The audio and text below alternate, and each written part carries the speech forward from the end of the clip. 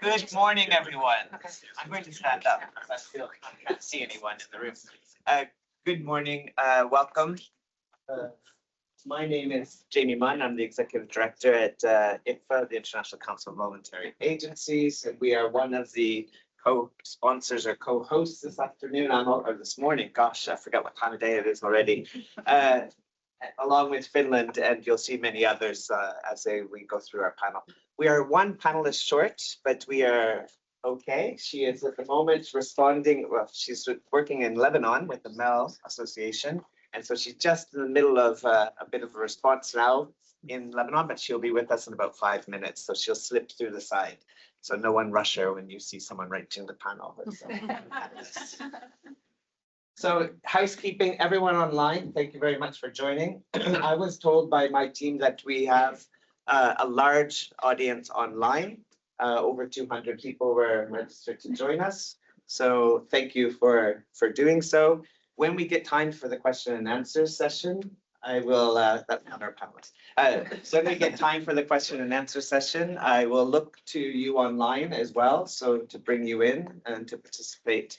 And kindly, Sophie from Ground Truth Solutions is sitting in front of the computer, so I'm hoping that she can liaise with the team to see if there are questions. Other housekeeping, of course, we have a time constraint, so we're going to try to keep to our allotted time session in order to have opening about 20 minutes towards the end for a Q&A, hopefully. Okay, great. So welcome again. As you know, we are sitting in a moment in time where aid around the world is desperately needed, and our resources aren't matching that. We have terminology that is frankly new to all of us on hyper-prioritization, looking at what it really means to be life-saving. And this panel is here to challenge some of the assumptions that we have around what is or classified as life-saving. And as a result of that, are we selecting our responses effectively, efficiently, and with, of course, the most important community voices engaged in that. So I am very pleased to be here, nothing other than a timekeeper, because we have 5, or at the moment, 1 more to join, wonderful female leaders in different parts of our sector to walk us through some of their perspectives on saving lives or selecting lives. So with that, I'm going to turn us first. I'll introduce you to everyone that's here. So on my immediate right is Megan. Megan is the Senior Research Fellow and Gender Lead at the Humanitarian Policy Group at ODI. On my far right, Sophie. Sophie, as many of you who have ever worked in Geneva will know Sophie from her multiple roles around our sector, but at the moment she is the Director for Policy and Climate at Ground Truth Solutions. We hear a lot from GTS and the relationship with the communities. Next to Sophie is Sana. Sana joins us as one of our co-sponsors, is the Deputy Humanitarian Director of the Department of Development Policy at the Ministry of Foreign Affairs in Finland. And then we have my dear friend Shannon. Shannon is, oh, I've lost my note on you, Shannon. I will give you, Tyler. So Shannon is a fellow Canadian. That's first and foremost the most important point. She's the Director of WFP's Global Office here in Geneva. And joining us shortly will be Zaina. Zaina is with a MEL Association, as I mentioned earlier, based in Lebanon. We weren't sure she was going to make it to the whole week, but she has done so in the midst of, as we all know, a terrible crisis taking place and unfolding across the region and having a great impact, causing almost 1 million people displaced in her own country of Lebanon. So I'm going to guide us through with a couple of set questions. And I will start off with Megan. So Megan, the question I have for you is, what assumptions underpin current sector-wide understandings of life-saving humanitarian assistance, and how can humanitarian actors have a more inclusive understanding of what is life-saving? Thanks, Jamie, and thank you to Jeremy and to Hester Online, our co-organizers, for having me here. At the Humanitarian Policy Group, we've been pondering inclusion for a few years already, so you'll see there's some flyers floating around pointing you to some of what we've done. I'm drawing on my own work as well as that of my colleague, Veronique, who's here with us as well. But for clarity, all faults are my own. So the definition of what it counts as life-saving in humanitarian response shares a lot of distinctions, with distinctions between, for example, needs-based and right-based approaches. So this is not untrodden ground in the sector. And beyond the sector, it also speaks to the definition of what counted as essential or non-essential during the COVID-19 pandemic. And coming as we do from many different countries and backgrounds, we know how different and sometimes arbitrary feeling those distinctions were.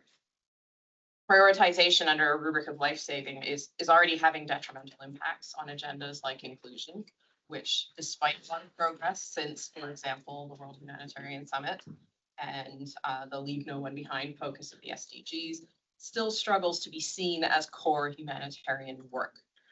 So I'm going to dig into some of those assumptions by parsing two parts of the problem. First, when we say life-saving, what kind of lives are we saving? I'm starting from a premise that humanitarian actors do, in fact, save lives. But there is evidence that if they do so while ignoring social, political, and economic strictures that put some people at greater risk than others, then they risk offering interventions that are at best less effective than they could be at reaching the most marginalized, and at worst may actively entrench and exacerbate that marginalization and increase risks. Inclusion requires us to think about how different patterns of marginalization, whether that's ableism, racism, sexism, heteronormativity, how they intersect to create unique experiences for people with crises. And it's concerned with how needs and vulnerabilities arise from the violations of rights. Inclusion is life-saving. But equally, it's not enough to just save lives. We need to think about dignity and well-being beyond mere survival, about autonomy and the drive to build lives with meaning, no matter how difficult the circumstances. And these aren't abstract or aspirational ideals. They're very practical questions of quality. A focus on life-saving is restrictive in terms of which interventions are seen to count, but it also risks focusing on traditional incentives and measures of success in the sector, which tend to undermine a focus on quality. The how and the whom life-saving interventions. Welcome, Dana. And critically for inclusion, but I would argue buried deeper still under layers of assumption is the second part of this problem. Who is the we doing the life-saving?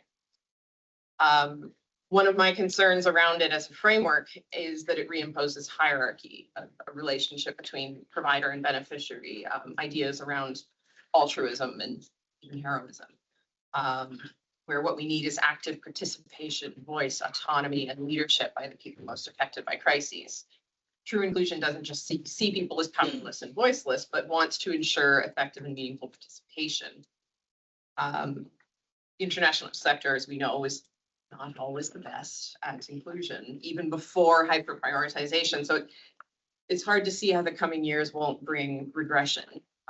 But I want to reflect on some things that I think we can do, or at least pose them as questions, even amidst the current constraints. And the first of those is, can we lean more on the principle of impartiality? And this came out quite a lot in Monique's work. Impartiality is about meeting the needs of diverse populations effectively. And given that those needs vary, so should the assistance offered. Ultimately, inclusion is a way to put the principle of impartiality into practice, a proactive effort to make sure humanitarian action truly reaches those most in need. And to offer appropriate and impartial responses, we need to know who the people are that we're trying to reach. Where humanitarians have traditionally understood inclusion as drawing attention to sort of ever narrower and more specialized sets of marginalized groups, and therefore away from mainstream population, we can drive home that there is no mainstream. Everyone has a gender, a sexual orientation, a racialization, an age, an ability status. It's diversity all the way down. And if humanitarians aren't reaching a diverse population effectively, that's also a question of quality. My second question is, can we use life-saving strategically? In positioning inclusive approaches as life-saving, can we depoliticize them as just what they are, real urgent needs? On the one hand, prioritization decisions, if they're driven by assumptions about needs and vulnerabilities, focusing on the number reached rather than quality, that could lead to an oversimplification and regression on inclusion. But if it's guided by a stronger analysis of the drivers of needs and focuses on those disproportionately affected, it could lead to more inclusive outcomes. And all of this, I want to say, is more and more critical in light of the reset and related budgetary processes, but also in the face of ideological attacks, like the expanded US global gag rule, also known as the Mexico City policy, which came into force 2 weeks ago and addresses inclusion directly. And this is not brand new. The gag rule is coming on, and demands to cease DEI activities came with the stop work orders last year. But this new iteration, as I'm sure we all know, goes much further. Not that sexual and reproductive health wasn't also key to inclusion. And it poses a direct challenge to the core principles and mission of humanitarian action, and further undermines the autonomy of people affected by crises. And what this means for humanitarians, especially those of us working on inclusion, is still unsettled, but it begs a lot of questions. Progress on inclusion has always been uneven. We're left kind of with the, call it the hierarchy of inclusion that still remains and requires investment. Now we need to ask ourselves, what happens if we can no longer assess vulnerability arising from refugee status, nationality, racialization, or trans identity? What happens when agencies that refuse those terms must coordinate or partner with those who took the deal, whether they're humanitarians or others, especially in response to rapidly evolving acute crises? Brings me to my final question, which is, can we name the challenges to inclusion and to humanitarian principles, frankly, for what they are? Inclusion continues to be seen as too political, as sensitive, raising concerns in many quarters about the need to remain true to neutrality. But silence in the face of ideological challenge like these isn't. Humanitarians can and should act coherently, defending the principles that shape their work and the ethics that we uphold as human beings committed to solidarity. And those principles may be the standard humanitarian ones, but we know that those principles are not always shared by everyone responding to crises and may shape some, especially non-Western actors, willingness to identify themselves as humanitarians per se. So I want to be clear when I say principles, this can equally entail solidarity, bodily autonomy, gender and reproductive justice. Acting and advocating together to support those that are continuously pushed behind is also a humanitarian imperative. Thanks, Megan. You kicked us off this morning with a blow for sure, because what I think what we're trying to look at is, in what you've highlighted, is our challenges are also coming from within the sector, not that's from without, and the constraints that perhaps parliaments put on ministries, etc. Maybe we hear a little bit more about that from our colleague Sanna from Finland, but also how we are struggling to figure out how to be inclusive with all the new landmines in front of us. And that challenge is a tough one for 9 a.m.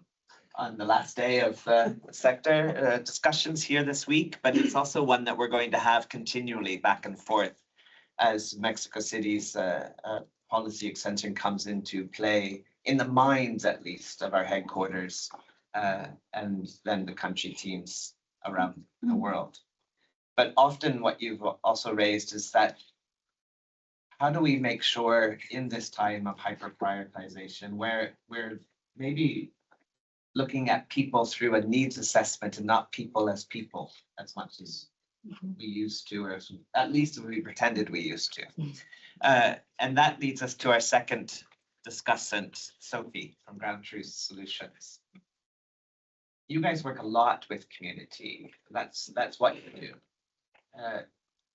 As we have gone through the shocks of 2025 and they continue in this year, it'd be super interesting to hear what are people telling you as a non-operational agency there just to listen to them and to feed that listening mechanism throughout the system.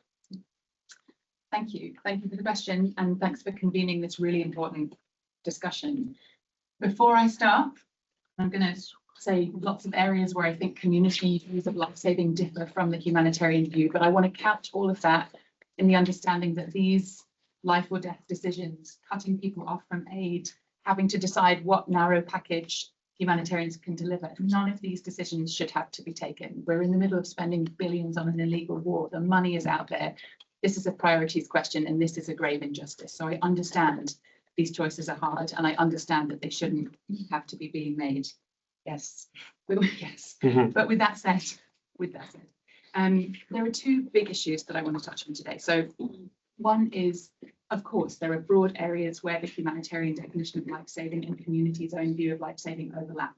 If you're running short of food, if you're running short of water, if you need urgent healthcare, those are the things you think about. There's a big overlap. But there are also some really important differences that I want to run through today.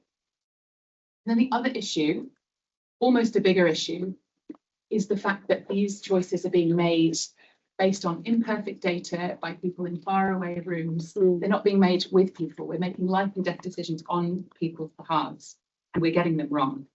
Every time we raise this conversation, we're told, oh, sorry, no, we're moving too quickly. We have to make decisions too decisively to slow ourselves down by talking to communities, by engaging communities on this. The communities we work with and for face life or death trade-offs every day. They're better at these decisions than we are. And so we really, really need to be engaging them in these tricky decisions, these tricky trade-offs going forwards. But because I love a gimmick, I'm going to talk about how I think we differ on the where, on the who, on the what, on the when, on the why, and on the how of life-saving between humanitarian definitions and communities. So on the where, we've had to narrow the frame, or the frame has had to be narrowed to the places where we think we can save the most lives. We think people's lives are in most need of saving. In some places, communities, civil society say we've got that wrong. In Ukraine, we've narrowed the frame to 20 kilometers from the front line. Civil society in Ukraine say we've now created a pull factor that's made people live in a dead zone and put themselves in danger. And CAR communities say you've disproportionately impacted rural communities. We're now having to travel 100 kilometers to get healthcare. That's not fair on us, we're people too. And in Somalia, over years and years and years, we've bunched humanitarian assistance into the places that are easiest for us to reach. And again, there, civil society say you can drive down one road and you can see 4 health centres within a few kilometres. And then in another part of the country, there's no healthcare for kilometres around. We differ on the who. Who should we target for life-saving assistance? So we know, everyone in this room knows that the humanitarian view of targeting and communities' views about who is most in need very often differ. So in DRC, communities tell us, hey, when you target the IDPs and you don't target the host communities, you undermine this very fragile social cohesion that we've built. You cause tension, and sometimes that tension spills into violence. In Sudan, admittedly a very, very tough place to operate, but communities say you're missing the most vulnerable people, you're missing the people living with disabilities, you're missing older people, you're missing female-headed households, you're missing children without parents, you're missing those people. And then in Chad, as in many other contexts, people say, actually, we prefer to take the aid you've given us and share it out then according to who we see as most in need. Interestingly, when we presented that data, a UN agency who will remain nameless turned around to us and say, oh, hey, that's bad. How do we stop people sharing the aid?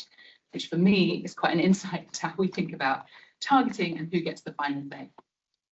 So, and then on the what counts as life-saving? So I think when we think about life-saving, we think about the things that I mentioned in the beginning. We think about stuff that people need to get through the next days, the next weeks, perhaps. And when we talk to communities, very, very often, they are laser focused on how can they safeguard their livelihoods? What is it they need to build a safe, stable future? How can they stop their kids getting taken out of school? So in Chad, communities said, yes, we are very short of food now, but we've got that. We can deal with that for a few weeks, as long as you help us keep our livelihood safe, as long as we can go back to farming when this is over. In Gaza, we are told quite frequently that education is life-saving. Keeping kids in school, giving kids a chance of an education is the best chance we have of survival. I think we differ a little bit on the when lives count. So we're thinking about saving lives right now, and that's right, that makes sense.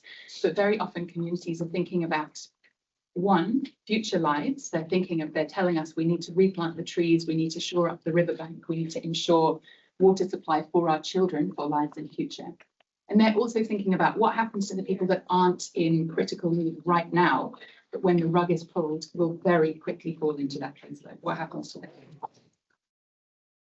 But on the why is it people in faraway rooms based on imperfect data that get to take these decisions? I think we all know that when we assume what people need rather than ask, when we decide what people need rather than listening to them, we increase the chance that there's going to be a mismatch between what people really need and prioritize and what we're providing. We bulldoze over community-led efforts, community-owned initiatives, because we don't ask about them. And we're slow to react to changes on the ground. So I think it's really crystal clear that if communities are not in the driving seat for these decisions, we're going to get these calls very dangerously wrong. And the last one is a bit of a cheat, but on how we can most effectively save lives. This isn't necessarily a challenge just for humanitarians, but I would be remiss in not mentioning that in Sudan, in Gaza, in DRC, in Myanmar, in Somalia, when we ask people, what do you want from external assistance? What do you want from the international community? Their first answer always is stop the war, stand by us, stand up for our rights, make sure the world sees us as human beings and help keep us safe. Humanitarian action can't do that, but that doesn't mean that we shouldn't listen to it, take it seriously, and do everything within our power, everything within our networks to stop this global slide into unchecked violence. So I hope I've set out a couple of ways how community and humanitarian views of life-saving differ. And maybe a thought on how to address that is that these decisions need to be taken closer to communities, with communities, and with organisations that are embedded in communities. And without that, I think we're heading down a dangerous path. No, thanks, Sophie. Great. If anybody wants to jump in for a minute's question to comment or so, we're more than welcome to.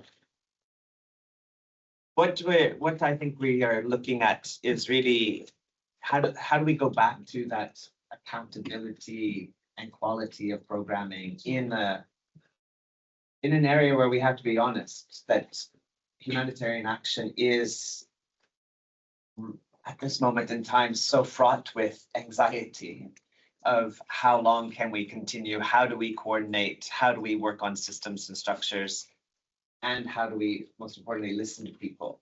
And I think that's the value that not just ground truths, but you bring along with others is to help us reflect on those processes of inclusion and having obviously the most important part of our sector, and that is the community themselves at the heart of it. That becomes more important as we go through to really actualizing localization. I personally don't like the terminology of localization because I think it's been bastardized, but I do like locally led. So locally led responses doesn't mean always local actors only. It means those that are on the ground working together, arguing together and deciding together where and what and how we should be responding. And your example of Somalia has a bit hit me harder than the others, perhaps, because again, I get frustrated by how do we have so many services in a tight area? Our answer as humanitarians is, well, the development actors are over there and they're not, and their answer is, well, the humanitarians are over there and we're not. So it's really how do we have that locally led structure and system and collaborative approach, I think.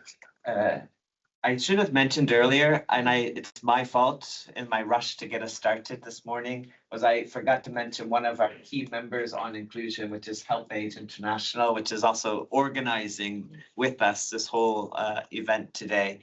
and Hester's online and she's not in the room, so I do apologize to our good friends at HelpAge for not mentioning their name earlier as a key contributor to this whole process.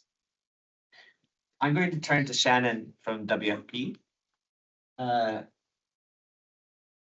is facing at this moment in time as much of a struggle as the rest of us, but you are also the backbone in many of our supply chain work, in our logistics operations, as a confidant of struggles to how do we get our staff or our goods or our communities to or from different locations. Within that service provision, beyond your mandated food security and humanitarian crisis, you have a lot of us looking to WFP. So in WFP's constrained environment today, how do you help find a solution to life-saving real needs and listening to communities, etc.? This is great because we don't have a table, so I don't have prepared remarks. But I think that we've been set up really well because I think, when Megan is starting and talking about how are we ensuring inclusivity, how are we ensuring the keywords, the dignity, the autonomy, the enabling of the people we are serving to be actors in their own solutions. This realization that I've been in this sector for 2 decades, and we have seen an evolution from very long lines in the sun to receive huge bags to the dignity of a mother being in a market where she can choose the food and how to prepare for her family. We have seen this. We all know that this is what we are aiming for, is to engage in a way that people have the agency in their lives. And so I'm really happy that this is how we open, because this is what the objective is. But this is at a time where we cannot stop being the voice for the most vulnerable. As a humanitarian sector, we have always advocated for all of the vulnerable, whether or not we are going to be the ones to reach them, whether it's going to be the governments who reach them. The risks at this moment is we are, by focusing on a very specific sector of a very vulnerable community, we risk the needs of many people being lost. The global humanitarian overview identifies around 240 million people. Tell me in this room, what is the number we are saying every day? 87 million. We have, as actors, we are responsible to advocate for the needs, whoever is going to reach them. In this constrained environment, we recognize that we can probably, as a group, really only meet about 140 million. We should also be saying that we can stand up for this many. If pressed then, and my colleagues who meet with me all the time, who are always happy to see me coming, 87 million is important, a campaign is important, we have to talk about vulnerability, but my concern is we're already shifting the dialogue away from where we as humanitarians are accountable, and that global need, that push, that focus on scale, where World Food Program is excellent on scale. And we must continue to be excellent on scale. But we know that for World Food Program, the hyper prioritization focuses on 21 countries. We are present in 85 countries where we are hoping to reach more than 100 million people, where already there's more than 300 million hungry. So there is this concern in this hyper prioritization. We've stopped talking about the global responsibility, the global reach. So this is one of the risks. And we also know when we're talking about the vulnerabilities, the targeting, geographic targeting, it can hide real pockets of need, responsibility for reacting. In Myanmar, IPC4, which is, while we were talking about maybe they can survive a couple of weeks on food, but a couple of years, when we talk about IPC4, this vulnerability, these are the people who are really in need. These are the people who are not quite in famine-like conditions. Modality risks excluding these populations. In Myanmar, 32% of IPC4 fall out of the hyper-prioritized geographic areas. In Haiti, that number reaches 65. So when we're talking about vulnerabilities, even at the scale, we are risking losing a lot of the populations. again, we must continue to fundraise, we must hold feet to the fire, but we must continue to advocate for the broader. And building on, now I was taking notes, but we know, building what Sophie said, we know that where the support isn't, the vulnerability grows. Already just in the first 6 months of reduced funding, and it is not one donor, it's the constrained funding environment globally. The first 6 months in 2025, 14 million more shifted from IPC3, which is already considered emergency food needs, into IPC4. We are seeing this, but this is not hunger alone. This is where we see, exactly as Megan was pointing out, we are seeing increased protection risks where people do not have the coping mechanisms or supports, so that the protection risks increase. We see as flagged that the really vulnerable groups, the intersectoral groups, are increasingly more vulnerable, and how do we reach them? And so this is where we are all here because we're humanitarians. I know that's a bit to the crowd, but this is where I have hope. This is where I have been motivated in the past 2 months. I have never seen the broader system more aligned. Jamie was very generous in calling me his good friend, but this is exactly the point. I will not go forward without making sure I have aligned with Jeremy, that I have aligned with SCHR and the consortia to ensure that we are reflecting and engaging in the right way, so that we are making sure we can continue to protect and work for those we're serving. In fact, as we were just coming in, we were talking about how do we use a platform like WFP's to enable and ensure access for women-led organizations using our systems. Where are there places we can lean in more? Where we are not competing with each other, but we are leveraging so that we can continue to partner with where we are present, continuing to reach at scale, using our services for our partners so they can help us ensure that we are targeting and ensuring inclusion of the most vulnerable. How are we doing this as a system so that where the principle of hyper-prioritization is right, which is do it together. How do we reach them together? How do we bring the comparative advantages? How do we use each other's resources in the most efficient way to reach out those we're serving in the best way, with agency, with input?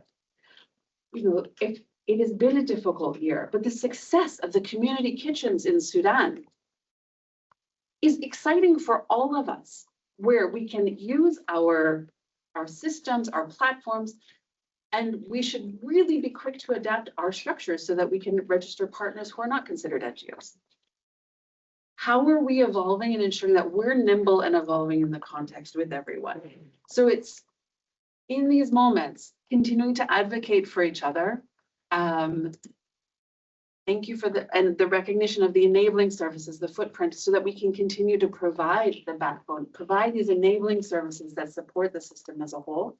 Have these difficult conversations on scale responsiveness. Are we consulting in the best way with the communities so that we can adapt and evolve as it comes, but also ensuring that we are being able to reach the most vulnerable where they are.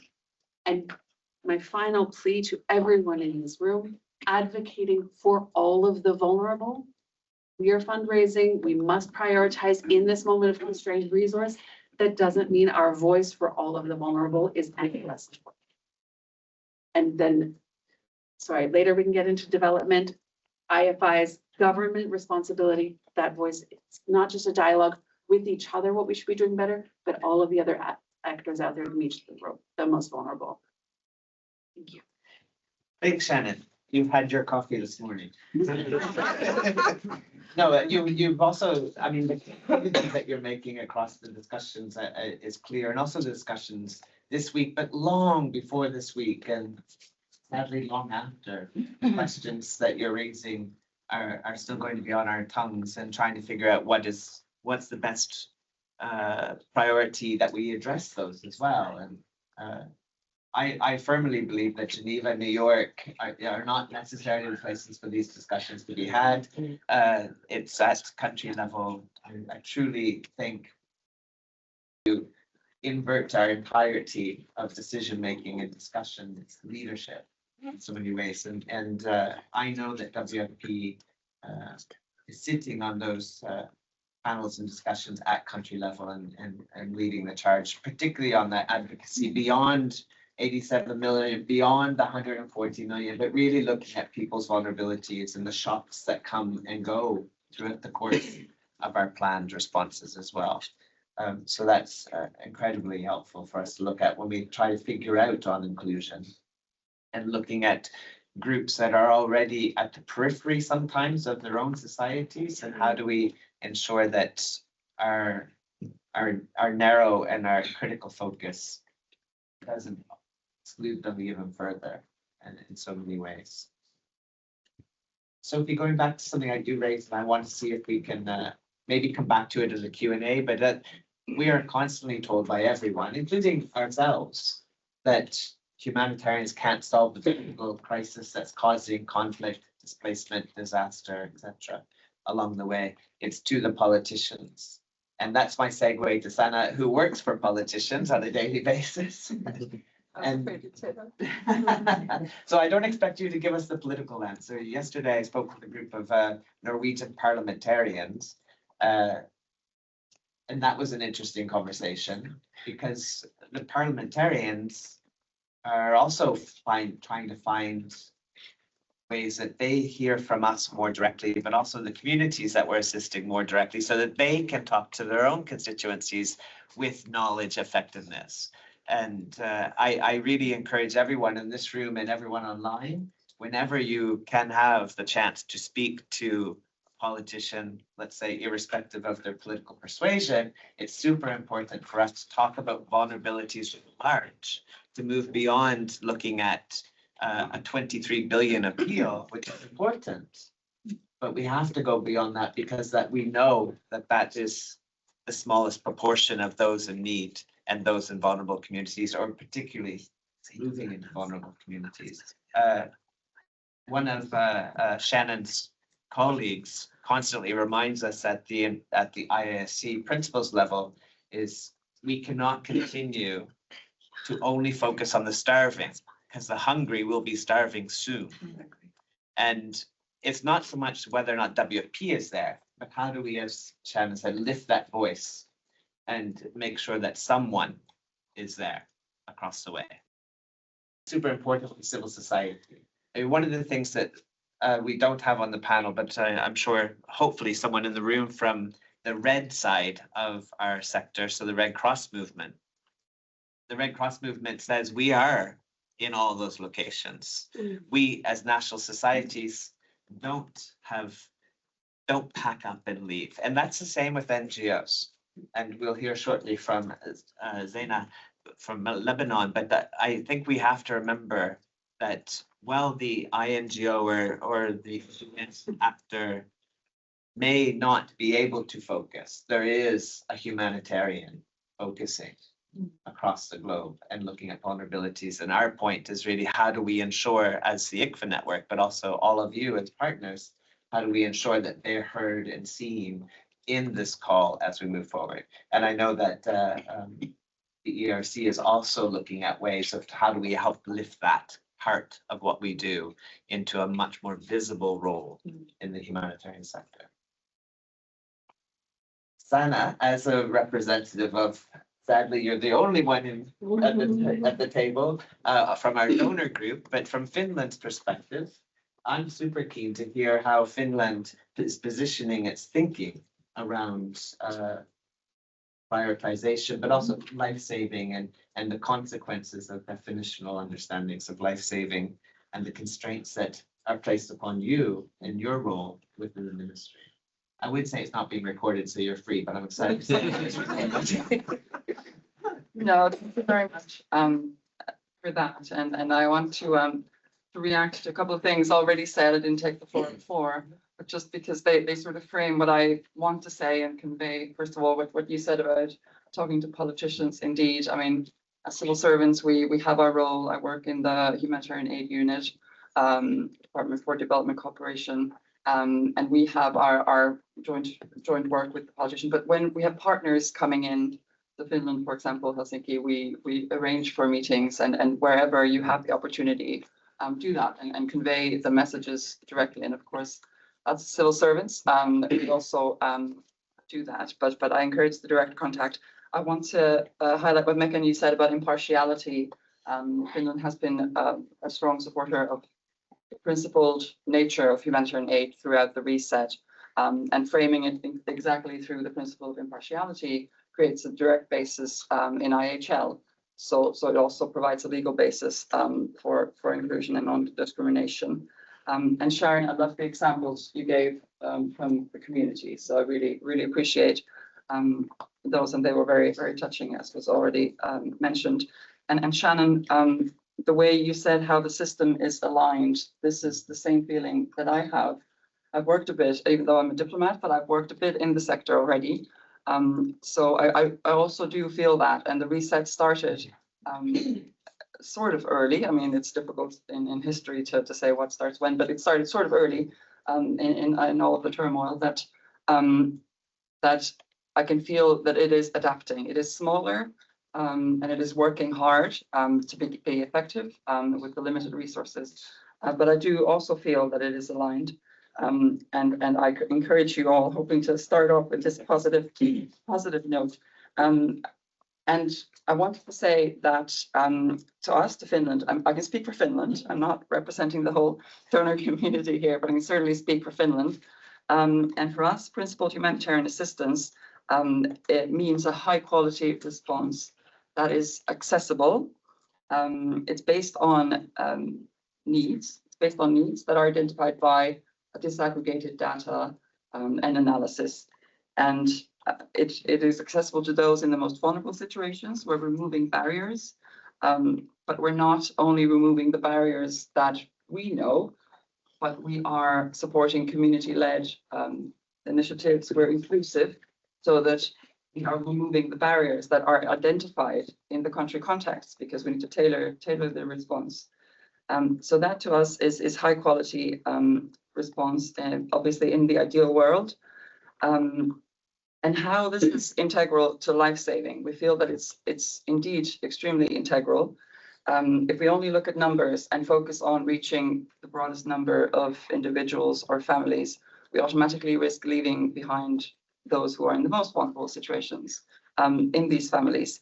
I'll give two very brief examples, and not even naming the context, but if you imagine a frontline context where people are being evacuated, who is left behind?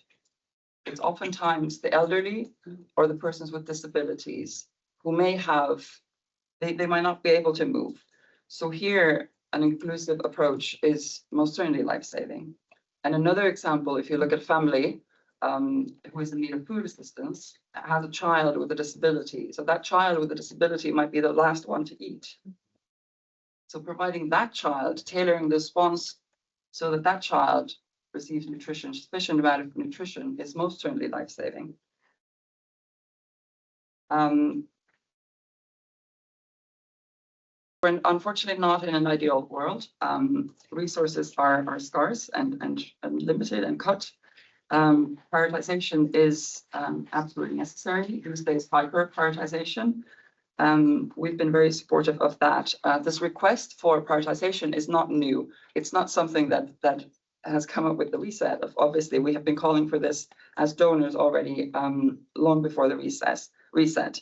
But now you mentioned the political realities that you want me to speak about, and I can. They are making it even more essential to identify where our funds are going, why are they going there, and how is this determined where they are going. So we're having this dialogue constantly internally. And in our funding considerations, as a concrete example, as a basis, we take the analysis coming from different sources, including the Global Humanitarian Overview, and we have a dialogue with our partners on where the priorities are and where Finnish funding is most needed before we make our proposals. And for this, the robust and transparent towards its donors prioritization is extremely helpful. And as the resources are limited, the focus is very much on the most severe needs, in line with the topic of today, life-saving needs. We talk a lot about life-saving in our internal communication, obviously. it's not because we don't feel that severity level 3 doesn't have needs. They have important needs, as Shannon has outlined. But we fear that this focusing on group number 3, we risk not having even those resources for levels 5 and 4. But I'm very keen to hear your views on this, as I already did. Thank you very much for sharing. And these are not simple considerations, but a joint IISC framework is important for us to justify the funding proposals. So what can we do as donors? I wonder how I'm with time. You stop me when I need to. So concretely, Finland is doing 3 things in disability inclusion in particular. I think that's a very concrete example because it's a niche we have been focusing on for a long time. And particularly now in the context of the reset, we have been encouraged by our partners to keep going on this because it's as we know it's being challenged as is the broader spectrum of inclusion as well. So focus on disability inclusion. We call on this at every possible engagement. Donor groups, we have the OCHA or DSG expert level donor group tomorrow. Bilateral discussions with partners, consultations we have with partners.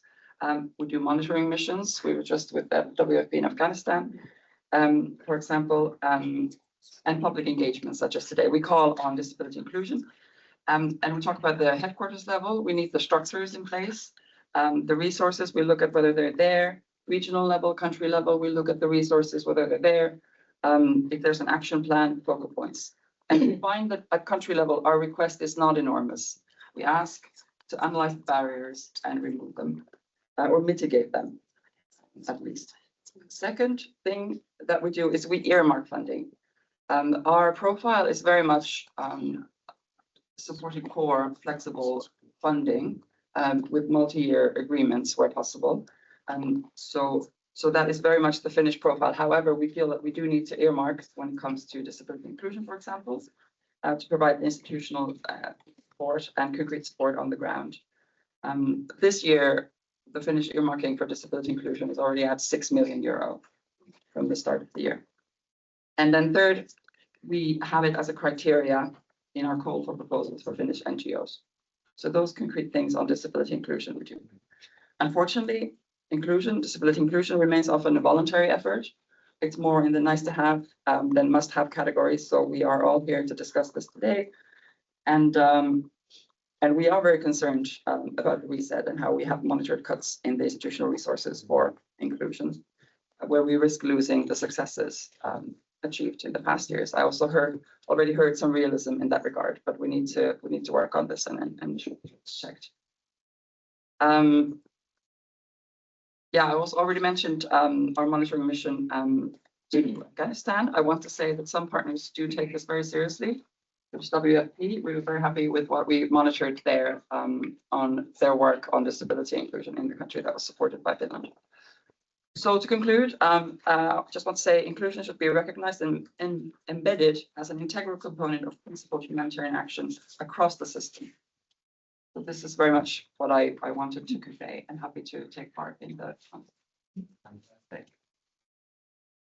It's also good to hear that when we talk to you and colleagues on what it means to be flexible, multi-year, you still have within that framework the requirement to look at inclusion and disabilities and looking at that as a priority, particularly in life saving. And the reality on the ground is that elderly are left behind sometimes.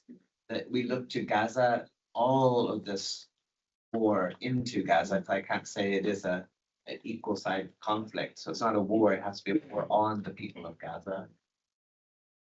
We constantly see and know the statistics from our Palestinian NGO colleagues and our international colleagues that are working there, that it is those that are already vulnerable that are often unable to get out of the way of this war machine impacting upon them. And that's what we see, sadly, in Lebanon today as well. So I appreciate and applaud Finland's positioning to make sure that people with disabilities and others outside of the direct access to aid, to livelihoods. Included within that flexibility. Super appreciated. And good luck with the donor support group, because I think that this is where we have to look at prioritization and also focusing not to forget individuals. It's often easy to say not to forget when I'm sitting in Geneva, but we have a lot of these issues on the ground that are coming and raising up. So the monitoring missions that you take part in and others are vitally important to feedback and to raise awareness on where we need to improve as well as humanitarians. Zaina, thank you so much for joining us. I know it was a bit of a discussion whether or not to come to Geneva to leave your country of Lebanon at this moment of its crisis that we see once again, sadly. You're also, I think, a strong member of ICFA. I've known your founder very well for a long time. And the commitment of Amal Association beyond the borders of Lebanon, as I know that you are also quite proudly a Middle Eastern NGO providing assistance in France and elsewhere, as we saw migration and challenges for forcibly displaced people in Europe. So I applaud you and your organization. But thank you so much for joining us today. So when we talk about exclusion from life-saving, it would be interesting to see from your perspective as a Lebanese. I hate using the term local or national because everyone is local or national somewhere. But as a Lebanese NGO working on the ground, how do you look at life-saving and making decisions around prioritization? And what are some reflections that you have that are playing out right now, and how do you push inclusion into your programming? Thank you so much, Jamie. Indeed, it was a very tough decision to make it here or just be online. Lebanon, 8 days ago, a huge escalation of war popped up. We've been in 7 years of crisis so far, and this one has been really the toughest. In less than 12 hours, 53 villages were forced to flee. People are being pushed back, and villages are being emptied. Unfortunately, the same scenario of Gaza is repeating in Lebanon. So far, half of Lebanon is being emptied, and unfortunately, we are seeing very difficult scenario coming up. It was a very tough decision for me to come because most of the planes were canceled, but I said it's worth coming and really raise the voice and counting on your solidarity to raise the voice for Lebanon. Lebanon is being kept in the shade. I'm not sure that all of this is showing in the media, but really the situation is catastrophic. The humanitarian toll is very big. There's a donor fatigue, humanitarian reset, the cuts, and Lebanon, and now the allocation shifted to Syria and other countries. Unfortunately, Lebanon is not getting the support needed. We had the same war and displacement in 2024. We only received 30% of the funds. Today, after 8 days, I don't think we got 10% of the needs. So people are sinking in vulnerability. Winter is here. We are afraid of spread of diseases due to lack of hygiene, food sanitation. But sheltering is a big challenge. We have medication only for 2 months. Food is available for 3 months, so we don't know what's happening. And we know that the air is cut due to the war that is happening. Most of the UN agencies have their stocks in Dubai. We cannot reach them. So down the line, situation is going to be catastrophic. And we're not seeing good vibes. We're hearing things are escalating very badly. So really, we ask your solidarity, and the world is silent, unfortunately. We saw what happened in Gaza. The same is happening in Lebanon. And we don't know what's next and which country is next. So I think we're counting on your support. 2026, we're talking about an invasion wherein after World War II, 1945, the UN Charter called for the right for self-determination. We're seeing totally the opposite. Where are we from human rights? Where are we from international law? Where are we from the dignity of the people? My colleague highlighted that, yes, the funds are there, but unfortunately, they're putting them into weapons, and this is going to create more humanitarian crises that are not addressed. So naturally, People are thinking in vulnerability. The situation is catastrophic. We are at a time where we have the highest number of refugees in history and very few funds to address it. So, and people are suffering themselves, and some of them don't have really the guts to really raise their voices. So we're talking about inclusion in marginalized and underprivileged settings, but also we have to speak about inclusion in protracted crises and inclusion in emergencies, which are even tougher scenarios. In the case of Lebanon, in 7 years, really, we faced all the type of emergency, 2 wars, 2 huge displacement. Now more than a quarter of the population is displaced. There is xenophobia and the social stability needed also. The enemy is trying to play on the friction, the sectarian divisions, and this could cause a civil war down the line. We faced an explosion, which is the biggest after Hiroshima and Nagasaki. Monetary crisis, we lost 90% of our money, socioeconomic challenge, COVID, cholera, revolution, a political crisis, you name it. So has been really tough. And we also supported the natural disaster of Syria and Turkey with the earthquakes. So you make it in Lebanon, you make it anywhere as a humanitarian. But yeah, really, it's been tough, and we cannot really stay silent in front of all these atrocities. We really need to look for peaceful outcomes. I want to speak here really, we are very proud. We have been active with ICVA for more than 40 years. With HelpAge, we are strategic partners. I want to really speak about all the population that it's as much as we speak about inclusion, female, men, person with disability, older people are always left behind. These people who provided so much for societies at the end of their years, where they require multiple support, very little funds are there and very little specialty is there.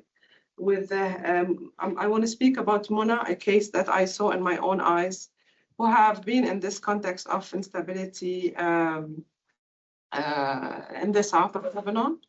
In the last war, she had to flee and stay in a public school that lacked basic assistance. Now again, she's fleeing again, ran away because the notice was given 10 minutes, so she did not get to take her medication and move. Mona needs adult diapers, need assistive devices, and need the basic needs of winterization items and other non-food items. So, and their children lost their livelihoods because white phosphorus is used. The children are people working in the land, so also source of income is denied. So if we really look at all these cases, we see how much some populations are really challenged and suffering, and they need really close attention. Before we were speaking about welfare, état-providence, now we're talking about survival, and this is really worrying in 2026. There are solidarities on the short term, but where are the solidarities on the long term? In the case of Lebanon, we're speaking about the donor fatigue and shifting the support elsewhere. Amal Association, we have been here for 45 years, committed next to the people left behind. Despite the risks, we stay in red zone areas. God bless my colleagues. They stayed under the bombs, but we were always committed to stay next to the people who have no choice to leave. And this is the volunteering aspect that we always count on doing, which is the heart of what ICVA is doing also, is to being committed to the actual choices to make a difference and stay in the right places. Unfortunately, with the humanitarian reset, needs are the same, if not increasing. But the funds are shrinking. Refugees and displaced people are going higher. Migration due to economic situation is also the same. So more crises, more vulnerability. Again, where is the dialect of human rights? 70 years ago, we agreed what human rights is. Today, we don't agree. International human rights law, international humanitarian law is put into question, and that's really a challenge.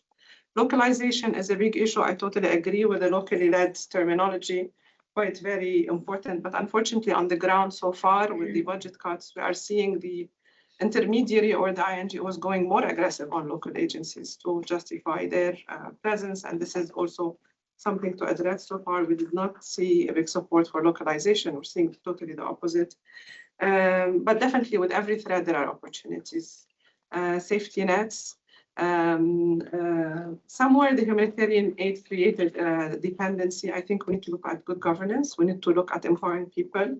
We need to address socioeconomic rights for sustainable solutions at the local and national level. We are very happy that our government capacity is being built. We need to support them in doing that and not only relying on civil society and humanitarian agencies. So definitely capacity building to NGOs also, increased support costs. We are able to achieve scoring higher on partner assessments. Contingency planning has been very effective by putting it into budgets to reactivate this treaty, which is what we did. But also there should be allocation of capacity building budget lines in each project to ensure that we build the capacity of NGOs on the long term, but also build the capacity of NGOs to have sub-partners, which is to accompany this cut of funds, but also to increase the ability of national NGOs to lead on having multiple partners on the local level. We know that humanitarian conflicts are always solved by politics, so also there's a need of advocacy and raising the voice to decrease these crises in the world, but also very proudly as being the focal point in Lebanon for the core humanitarian standards. We have seen how much humanitarian accountability make a difference. And there's an example that CHS always gives is the first thing that when a crisis erupts, we think about food parcels, shelter, etc. There was a woman who did flee with her children. She does not know what her husband is. She only wanted the transport to go and check her husband in a time when we're thinking that they want food and shelter. So we should always listen to the people, hear what they want. Sometimes it might be more cost efficient, but actually hearing the needs and having the affected population with us in designing interventions and moving forward. But also one last point is always making sure for the sustainability of the action to always have INGOs and NGOs together in the intervention, even if NGOs are not part of the project, but at least to put an exit plan for INGOs whenever funds are out, because we always see what happens with the community whenever intervention enters and leaves abruptly, to ensure a smooth transition and an exit plan within the long term. Sorry, I spoke a lot, but really thank you for your solidarity. And, hopefully you're gonna see more peaceful outcomes in the short term. Thank you. Thank you. There's a lot to unpack, I think, in what we're hearing. One of the things that came up in our recent discussion was the ERC's release of 15 million from SURF to Lebanon. But 15 million is a drop in the bucket. It will go by so quickly. And that the flash appeal for Lebanon. So I kind of want to also argue with you a little bit that solidarity is still with Lebanon. It is still making the attention, not just in rooms like this in Geneva, but I come from a rural part of Canada, and if it's reaching my mother's television, it's reaching. So I want you to know, I think, that ordinary people around the world are paying attention and they're making questions and demanding action.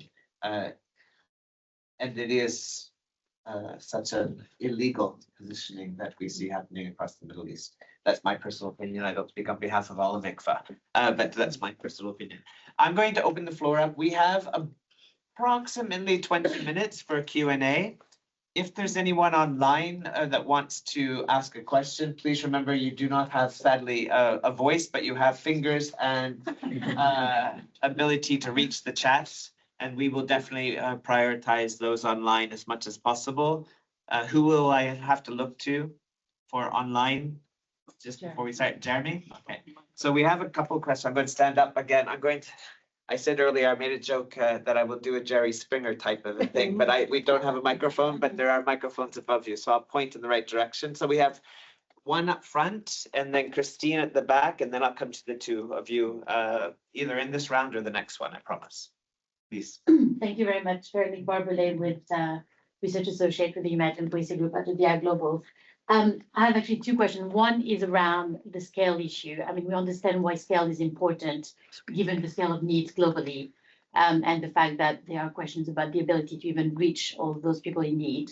However, we know that scale in the past has been a measure of success that's hindered quality and the impact that we're talking about. So I wondered what the panel whether the panel felt we have the right balance between scale and quality in the sector, and how the reset and hyper-prioritization is affecting that balance, and whether that's a message that needs to be taken out about rebalancing, maybe. I don't know what you think. And then the other one I wanted to ask is, nobody mentioned protection as an area that's life-saving. I mean, I think, Sophie, you alluded to the fact that, yes, humanitarians can't solve political issues, but when it comes to issues of safety and security, there are organizations out there who can help and support. And it seems that protection is not very often mentioned as an area of life-saving. So I also wondered if you could speak to that issue of safety and security and how that is life-saving and how that seems to be seen by community, perceived by community, demanded, but also in the sector, how is this currently being prioritized or not in the reset and hyper-prioritization? Thank you. Great, thanks. And from Christina. Yeah, so I wanted to ask a question, but donor related, and that is, how do you, with the hyper prioritization, ensure that the most vulnerable populations within the hyper prioritized areas are actually reached? That's one question. And I want to also hear how we are going to ensure that refugee populations are also included in the responses, because they tend not to fall into category 5 and 4, but they are more vulnerable because they don't have access to work, they don't have access to have a livelihood or things like that. So those were two questions. I wanted to make one comment around advocating for the most vulnerable, because I think what is really important in order for us to do that is that we document how the most vulnerable are falling out of the responses right now. We've documented very early on that we had a program for children with disabilities in South Sudan that was closed down by the US funding. And within 6 months, we had 7 deaths among those children because they were not accessing the nutrition that they needed to have. So let's try and document how people are falling outside the system. Okay, and if it's okay with you, I'll take the last 2 questions and then we come back to the panel and then I'll come to you. Yes, please, sir. Hi, I'm Tom Palmer from the Inclusion Advisory Group. We spend all of our time working with humanitarian actors to deliver on their commitments to inclusion. And we see time and time again, senior leaders in the biggest humanitarian actors not really understanding what inclusion is, not able to talk about inclusion, still using stigmatizing language. I think we've even heard it in this room.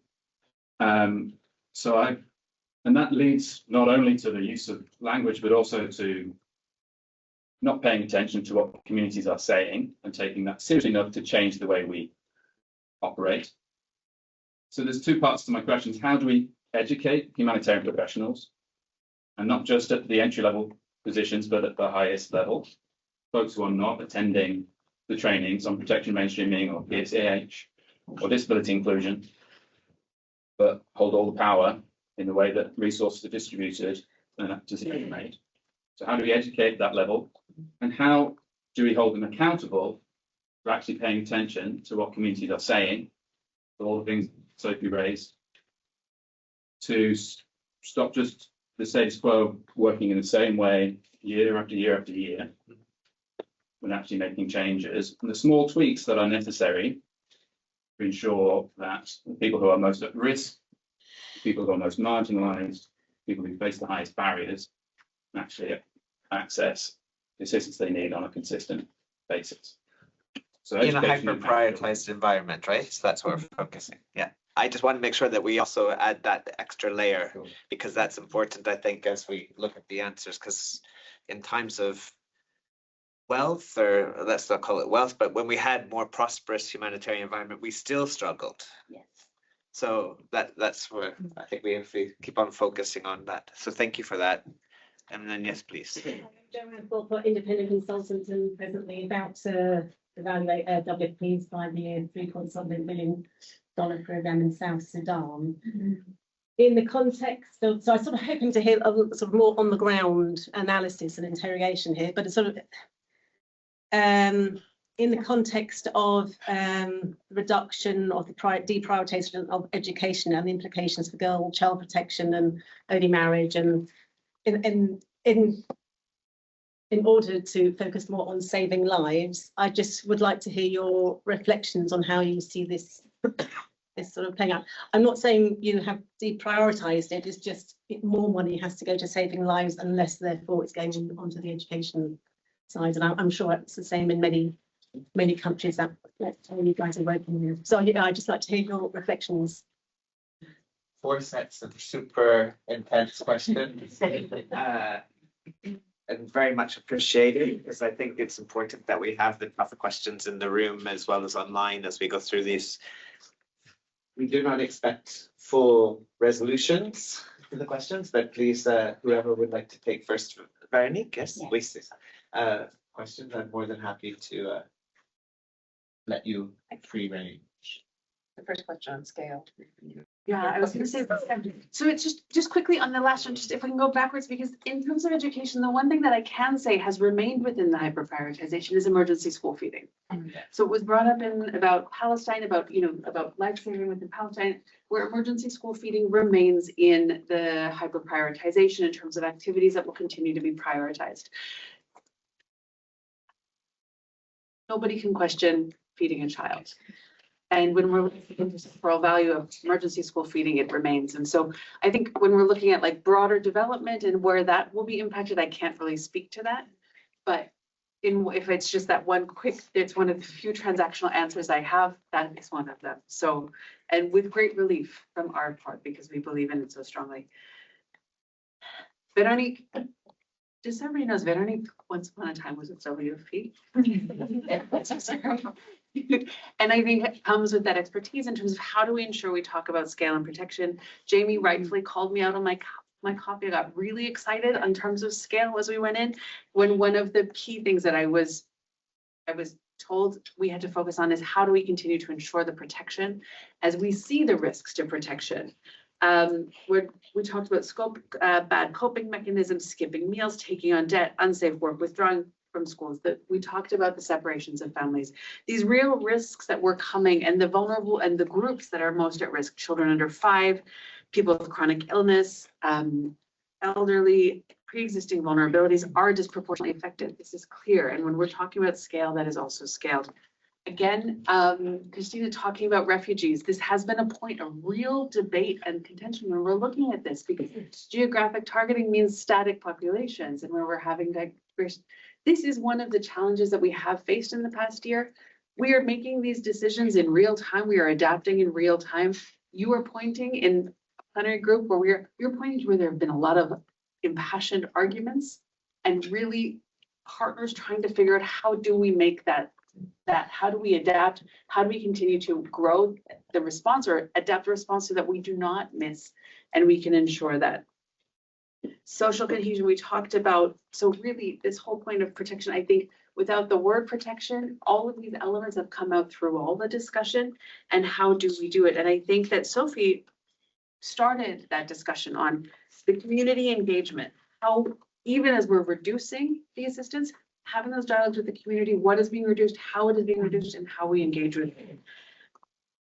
As we can start to improve how we shift to vulnerability-based prioritization and assistance to engage with more vulnerable groups, and also looking at the type of modality that we use so that it can be most responsive to those we're serving. I smiled where somebody pushed back on what if they're sharing. I think I was like, if they were in my organization, one of the things we're taught very early is agency. We have to buy in that we have to trust the person to use it the most. So it is that I remember that gut reaction when I started 20 years ago, but we have to trust that the person who's receiving the assistance knows what they need on that day. And so there are times where if a trader is selling our food into the market, this is a problem. Again, if a mom is making a trade because this is what she needs, we trust that. And that's where I learned a really essential concept yesterday, which is the modality agnostic. when we are talking about empowering the individuals, that we go into communities modality agnostic. What are the communities asking for? What do the markets encourage? That's how we engage. Not going in saying it must be this modality or it has to be that modality. As practitioners, we must be agnostic. And I think this is one of the things I've really taken away this week. So I hope those kind of come to the answers, but Yeah, maybe I can answer some questions based on concrete examples in the field. The latest escalation 2024 came with a massive displacement, and us as an organization, we said children cannot afford to lose another year of school. So we were lobbying that despite displacement, we want to ask to start any education because we were not seeing that the crisis is going to stop anytime soon, and we were lobbying to really start something, even if they are displaced in public school and the conditions were bad. So we really went till the end and we tried to do safe spaces, but at the end, it turned out that it was very difficult to have the classrooms and the settings, and the teachers were displaced themselves. So it was a tough situation, despite that the copybooks always say at the beginning of crisis, don't go into education. But our experience showed that, yes, people are not ready to start education. We need to really start with recreational activities, social emotional learning, working with the parents and the children, PSS, etc. But definitely education needs to be addressed and should always be there. And also with all the crises in Lebanon, we are under a Makani project. We have 16 centers now for children dropped out of school to give them a comprehensive approach that includes nutrition and other things. We are a big partner to UNICEF in this. And this is the protective component that you were asking. So yes, in some places we need to do interventions because this alleviates and prevents early marriage, children at risk of armed conflict, abuse, and other components. In Lebanon now, unfortunately, refugees are getting more marginalized. We do have the highest refugee per capita in the world. We have nearly 1.5 million compared to a 4 million population, which is showing a big context of solidarity in a time where Lebanon is facing a problem themselves. But unfortunately, in a similar scenario where Lebanese are trapped, the government opened 600 schools.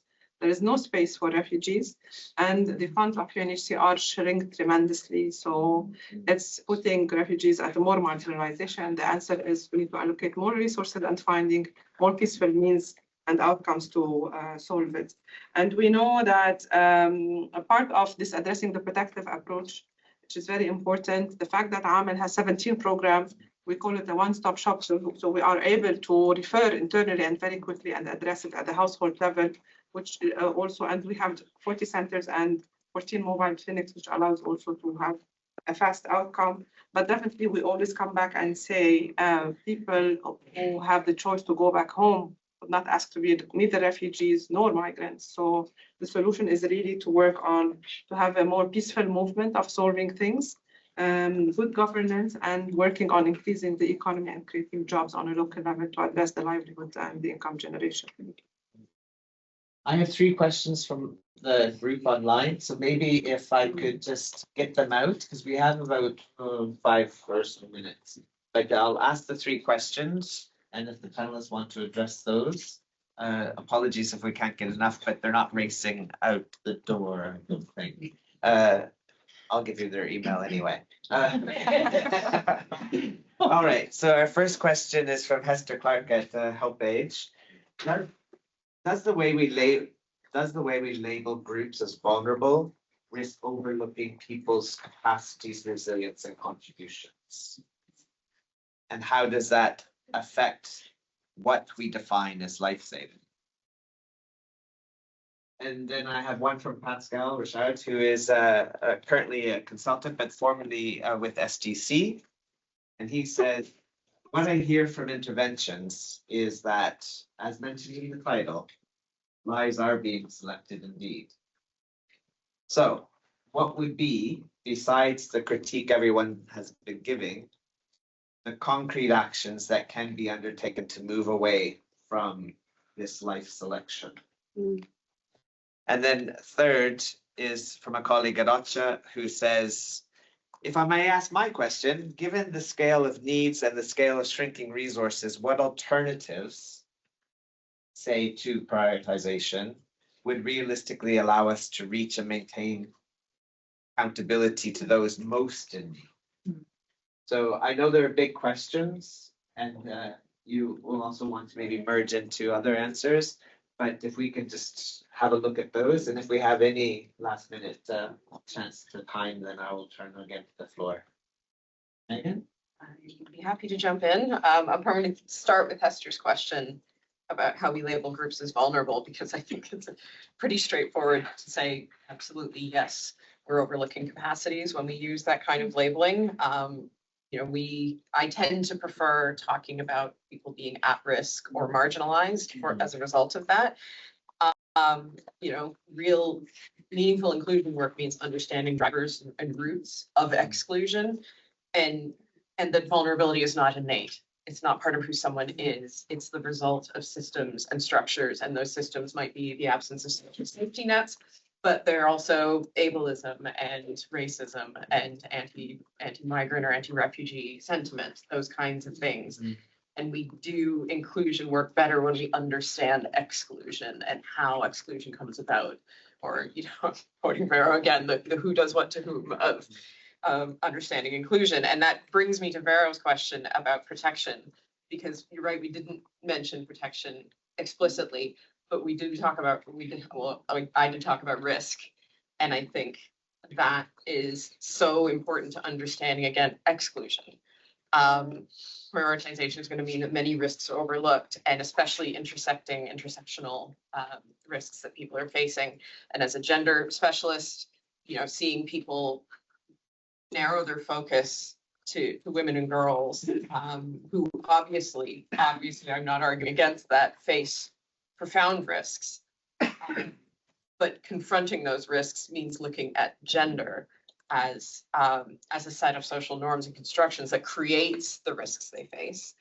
And it also means that anyone else, you know, other gender identities are going to fall through the cracks. And we're doing research right now on LGBT populations and how the risks they face aren't seen by humanitarians, but also the roots of those risks aren't understood, that they don't just come from, you know, social interactions, you know, heteronormativity and homophobia. They come from compounding lifelong exclusion from education, rejection from family homes. You know, those effects pile up over years. And I want to acknowledge Tom's question about how do we educate people at the higher levels, and not because I have the answer, but because I think it's such an important question. So much depends on individuals and champions, and when people move on, then we lose that. And we also lose knowledge that may have been gained in that time, and it isn't passed along. And so we're thinking about this in how we target and produce outputs. How do we make things that are digestible? How do we reach people? And there's a role for all of us here, and including people with kind of the levers, funders and donors, in calling for responsive models, in insisting, like Sana was saying, about calling in different spaces for disability inclusion, and making clear links to principled responses, to IHL, to quality. And I think the concept of accessibility is so key here. And I try to use it as much as I can in my own work, because it's really powerful to think about when we make responses, when we make services and interventions more accessible. They're more accessible to everyone then. It's not about necessarily serving a particular subset of the population. It's about making it a better response when it's more accessible. Sure. Yes, thank you very much for all the excellent questions. There was one on from the donor perspective, in particular hyper-prioritization and how can you reach the most vulnerable.